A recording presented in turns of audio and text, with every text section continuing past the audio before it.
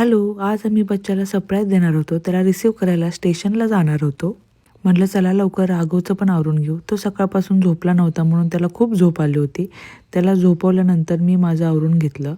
तुम्हाला एक गोष्ट खरी सांगू का? दिवसभर ऑफिसमध्ये काम करून कंटाळल्यानंतर जेव्हा आपला लाईफ पार्टनर रिसीव्ह करायला येतो ना, ती खुशी वेगळीच असते. आणि मी खूप जास्त एक्सायटेड होते बच्चाचे रिॲक्शन बघण्यासाठी. पण काय, तो जास्त एक्सप्रेसिव्ह नाही आहे ना, तो काही रिॲक्ट करणार नाही हे मला माहिती होतं.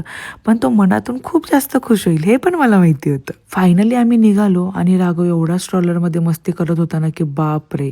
आणि त्या मी लपून बसलो होतो. मग मी बच्चाला हाक मारली. त्याला बघून एवढं छान वाटलं ना, खूप भारी वाटलं.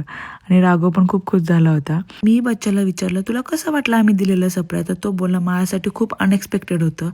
मी विचार पण केला नव्हता की तुम्ही मला कधी रिसीव्ह करायला याल. त्यानंतर गेलो आम्ही मॉलमध्ये. आणि यार सॉफ्टी बघून कोणाची नाही इच्छा होणार सॉफ्टी खायची. फायनली ना मी आज सॉफ्टी ट्राय केली आणि खाऊन खूप भारी वाटलं. असा होता आजचा माझा दिवस. भेटू नेक्स्ट व्लॉगमध्ये. Bye bye.